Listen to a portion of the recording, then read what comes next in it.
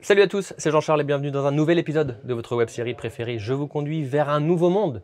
Nous allons voir d'ici quelques instants qui va me rejoindre dans cette magnifique aéronef, mais surtout, où est-ce que nous allons poser cet aéronef. Vous le savez, on voyage beaucoup sur notre territoire Grand Ouest, région Centre. Et on est en Loire-Atlantique aujourd'hui, on va voir d'ici quelques instants qui va me rejoindre. Je vous conduis vers un nouveau monde, saison 4. C'est maintenant, c'est parti.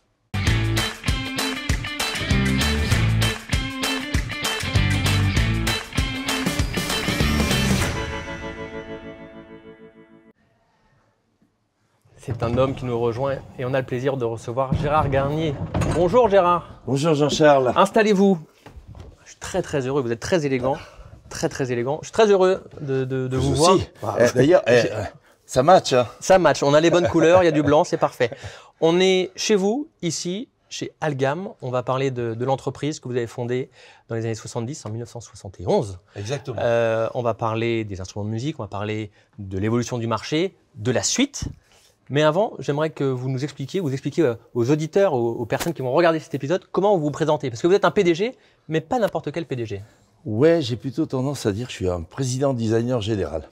Voilà, parce qu'en réalité, le titre, c'est président de la SAS, en fait. Et le mot PDG, c'est tout simplement pour bien signifier que je ne suis pas uniquement préoccupé par la comptabilité, mais bien plus par les produits et les hommes, en fait. Je suis très heureux de vous rencontrer. C'est la première fois que je vous vois. J'entends parler de vous par tout le monde sur Nantes, parce que vous avez quand même réussi à faire de votre entreprise quand même le leader européen de la distribution d'un instrument de musique. Mais quand je me suis penché sur votre carrière, la musique, c'est pas le début. La musique, c'est venu après. Le début, c'est le golf. Non, pas du tout. Même pas. Pas du tout. On va remettre les choses dans l'ordre. Allez, on les remet dans l'ordre. On va remettre les choses dans l'ordre. C'est pas grave. En fait, il y a eu une période de ma vie où effectivement, je me disais, il va falloir trouver autre chose parce qu'il y avait deux grosses boîtes qui trustaient le marché de la musique en France et nous, on était plutôt un petit distributeur. Et ma femme a eu la bonne idée de me dire, écoute, tu vas jouer au golf, il y en a marre, tu parles toujours business, viens, on va jouer au golf. Alors, je suis allé au golf de la Bretèche. Et puis, au bout d'une demi-heure de ma première leçon, je me suis dit, ça doit être fabriqué à Taïwan, ces clubs. Effectivement, quelques semaines plus tard, j'étais à Taïwan et j'ai commencé à devenir un petit importateur de golf jusqu'à avoir 5 représentants. Okay. Et tous les ans, j'allais frapper à la porte des grands stands. Évidemment, personne ne s'occupait ne me prenait au sérieux. Jusqu'au moment, au bout de 5 ans, où j'ai félicité un vieux monsieur, il avait 65 ans, vous imaginez, pour moi j'avais à peu près votre âge, donc c'était un vieux monsieur, et il s'appelait Eli Callaway. On connaît tous cette marque de golf. Et Eli Callaway, il venait de lancer la Big Bertha, et moi c'était inconnu à l'époque, c'était encore une petite société, et là, en fait, j'ai trouvé qu'il y avait quelque chose de révolutionnaire. Quelques mois plus tard, il m'a donné la distribution, et je suis devenu le leader français du golf, alors que je suis un très mauvais golfeur, de la même façon que je suis un mauvais musicien. Voilà, mais je me venge avec la fabrication et la distribution. Donc, il a racheté après... Alors, exact. La société Callaway devient le leader mondial, que les golfeurs connaissent. Bien sûr. Quand il a atteint le milliard de dollars de chiffre d'affaires, il m'a gentiment racheté. Je dis gentiment, ça n'arrive pas tous les jours, d'une façon très élégante. Et avec cette vente, j'ai pu racheter 2 ans plus tard un des leaders français de la distribution, ce qui fait que grâce au golf et grâce à mon épouse qui m'a incité à jouer au golf, au début elle était pas trop contente quand elle voyait que je transformais ça en business. Alors aujourd'hui, Algam, c'est 600 salariés. En tout, au niveau en bilan consolidé, oui, au niveau mondial. Chiffre d'affaires? Chiffre d'affaires, on est 250 millions pour arrondir, voilà. Il y a 4 divisions, il y a Camac, Odia, Gaffarel et Algam Entreprise. Exact. Vous avez 20 sur 20. Là. 20 sur 20. J'espère que ma mère regarde, elle sera au moins contente, au moins 20 sur 20 une fois dans ma vie. Comment l'histoire d'Algam est née, le groupe de manière générale? C'est même ça, si ça a commencé par les flûtes de Pan, tout le monde le sait, mais comment c'est né? Voilà, c'est très simple. Dans les années 70, je tombe amoureux de la musique des Andes. Je m'ennuyais sur les bancs d'université, pour être honnête.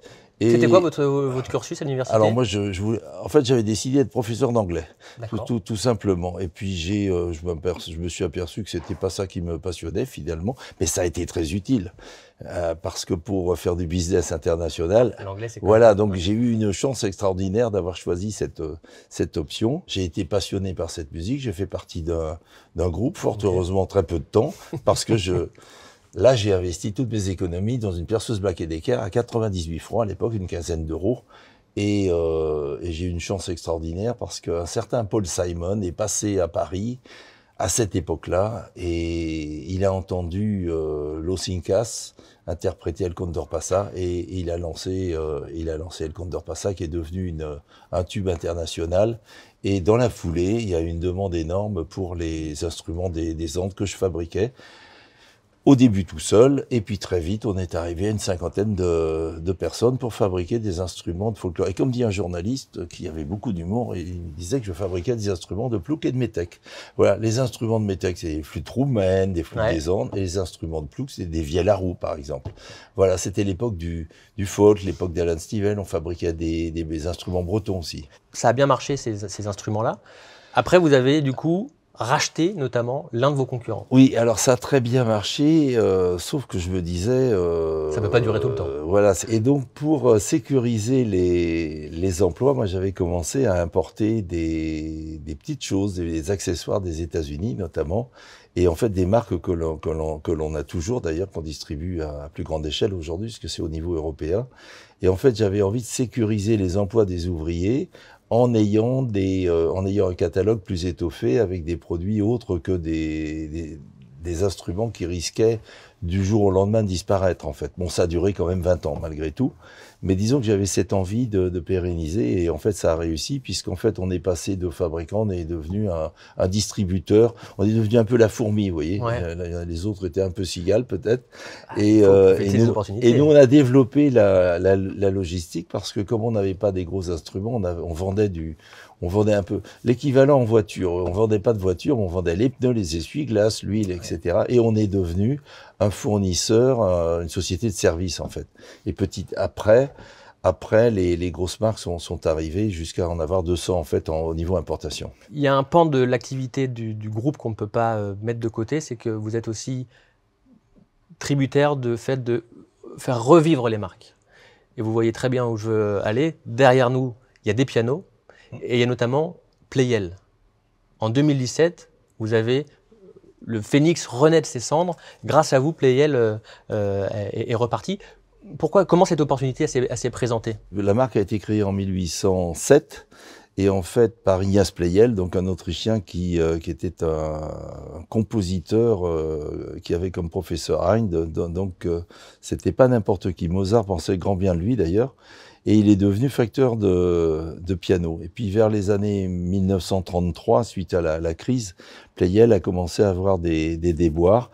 Et en fait, ça faisait 90 ans que la marque avait tendance à végéter. En fait, ça n'était plus la grande marque que ça a été. Et il y a une société spécialisée dans le développement et le partenariat, c'était son nom, qui est venu nous chercher. Ils ont préféré nous prendre, nous qui ne connaissions pas grand-chose, au piano à l'époque, plutôt que d'aller en Allemagne, parce qu'ils avaient envie que ça reste entre des mains françaises. Quand on vous offre une opportunité extraordinaire, que vous n'y connaissez rien, vous dites oui et vous apprenez.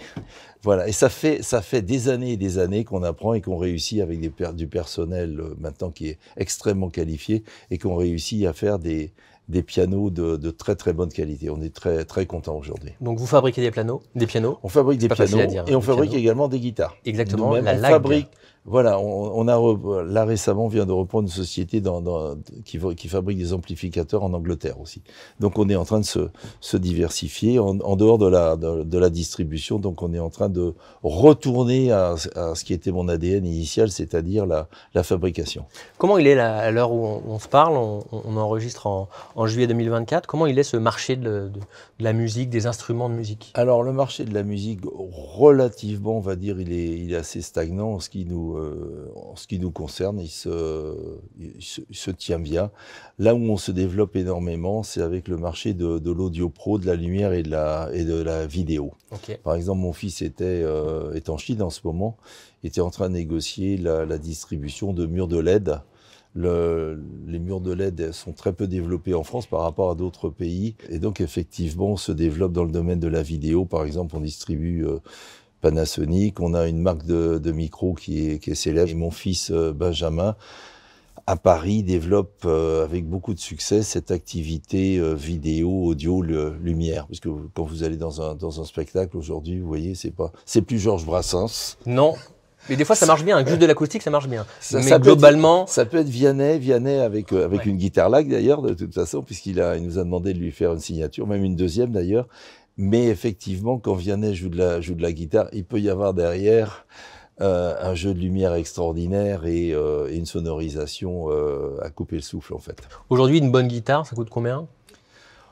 Disons qu'à partir de 500 €, vous avez un instrument. Aujourd'hui, c'est ce qui est formidable avec la fabrication en Asie. Aujourd'hui, les prix ont baissé considérablement et la qualité est aujourd'hui devenue tout à fait acceptable en fait.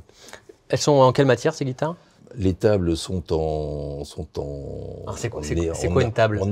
La table. Oui, moi j'y connais rien. Et oui, évidemment, suis-je bête. La table de l'instrument, c'est ce qui va permettre d'amplifier les vibrations des cordes. Donc c'est le dessus de la guitare. Okay. Et donc la table de l'instrument, vous avez la même chose sur le piano. Et ça peut être en cèdre en général ou en spruce. Le spruce c'est de l'épicéa. Et donc ça, ce sont des résineux qui poussent par exemple dans les Alpes, si on parle de l'Europe.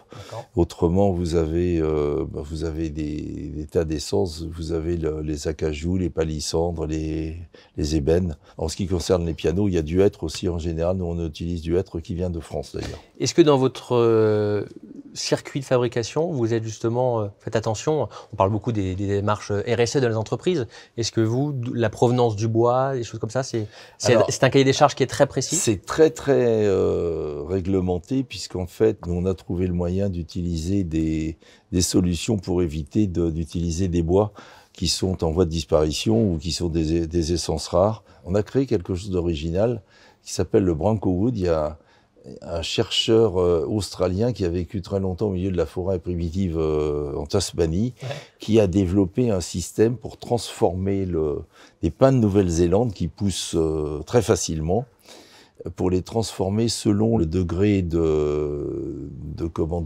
résine végétale qui sont injectées. Ça permet de les transformer. Si on pousse très loin, on peut les faire ressembler au marbre. Ça peut ressembler à l'ébène de toute façon. Et là, on a des luthiers qui sont enthousiasmés par ce système parce que ça permet d'avoir une régularité de production. Avec une densité un peu moindre, on arrive au palissandre et on peut encore descendre avec l'épicéa tout simplement. Et donc, on a des bois qui ne posent plus les problèmes de rareté de toute façon, tout simplement parce qu'on réussit avec ce processus qui s'appelle le Branco Wood. Il s'appelle Branco et Wood pour le bois. Branco Wood, voilà. Pourquoi aller chercher plus loin ? J'aimerais que vous me parliez du magistral. Alors le magistral, qu'est-ce que c'est ? Comment on le présente ? Alors c'est notre dernier bébé. En fait, on a vendu 10 000 guitares high vibe qui permettent de transformer la guitare en une enceinte. Okay. En fait, vous mettez votre téléphone, c'est un système Bluetooth, et vous avez la musique qui rentre dans la guitare et qui en sort, ce qui permet au guitariste de s'accompagner avec sa guitare. Okay. Voilà, s'il a envie de mettre les Beatles, il va mettre les Beatles dedans. Ça permet d'avoir un orchestre complet dans la guitare sur la plage. Il n'y a pas besoin, d'être connecté en 220 volts. C'est génial. Et au bout de 10 000 instruments, on a constaté que le musicien avait un plaisir énorme à avoir la musique. Non pas l'extérieur, ce qui était artificiel, mais avoir la musique, à la sentir physiquement, en fait. Donc moi, je me suis dit, et si on faisait la même chose sur un piano qui a une table énorme en fait. Et on a fait les essais, il a fallu des mois et des mois pour arriver à trouver ça. J'ai la chance d'avoir un collaborateur qui est une véritable oreille. Il a une collection complète d'enceintes chez lui. Quand je dis une collection, c'est des dizaines et des dizaines. Donc c'est un passionné. Et il a des compétences électroniques extraordinaires aussi. Et donc, j'ai réussi à transformer ce rêve en réalité. Et en fait, en 3 minutes, vous installez le système magistral de Pleyel sur n'importe quelle marque de piano. Ça un piano moderne Un piano moderne. Alors, admettons, on va commencer par un piano moderne. Donc, il est en bon état, il est parfait, il est en état de jouer. Donc, vous le branchez ce système-là en quelques minutes, sans altération du piano. Et ça vous permet quoi? Ça vous permet de jouer un concerto de Mozart au piano avec un orchestre symphonique derrière vous. Et ça, c'est magique.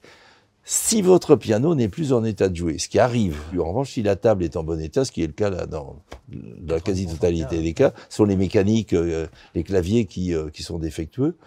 À ce moment-là, vous branchez le système et vous transformez votre piano qui sert à rien, qui est un joli meuble, le piano de votre arrière-grand-mère, vous le transformez en une enceinte, mais pas n'importe quelle enceinte. J'ai un ingénieur de Radio France qui disait que ça valait des enceintes électrostatiques de haut de gamme qui coûtent des dizaines de milliers d'euros, voilà. Donc, où est la limite? Votre piano devient une enceinte, je vais dire magistrale en fait. Je ne peux pas vous poser la question de la transmission de l'entreprise. Vous avez parlé de votre fils tout à l'heure qui est en Asie actuellement, qui travaille avec vous, qui a le poste de directeur Il est directeur général. Voilà.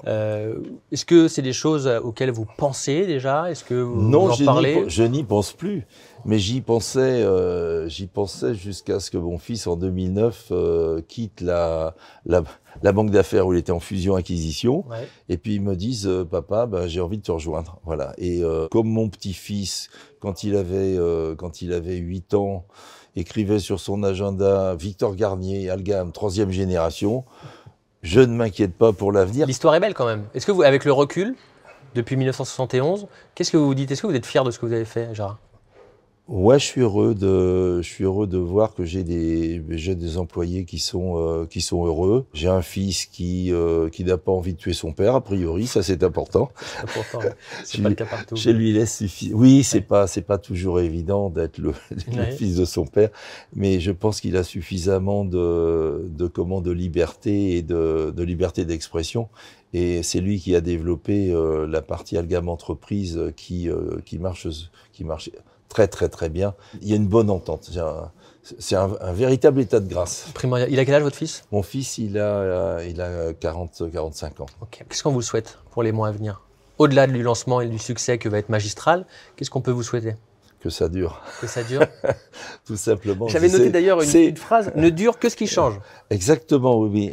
Oui, en fait, c'est écrit dans mon bureau, ne dure que ce qui change. C'est-à-dire, on est toujours en évolution, pour que ça dure, tout simplement, parce qu'on fait un métier extraordinaire. On est sans doute dans une bulle qui nous est propre. Bon. J'aimerais bien pouvoir changer la planète, mais en attendant, j'ai pas les compétences, mais au moins j'ai une bulle dans laquelle je rends les gens heureux, voilà. Merci beaucoup Gérard d'avoir été avec nous. Gérard Garnier, président designer général d'Algam, merci beaucoup. Merci. Et quant à nous, on va se retrouver très prochainement pour un nouvel épisode de votre web-série préférée, Je vous conduis. D'ici là, prenez soin de vous, jouez de la musique, écoutez de la musique et portez-vous bien. Bye bye. Je vous conduis vous a été présenté par le CIC West.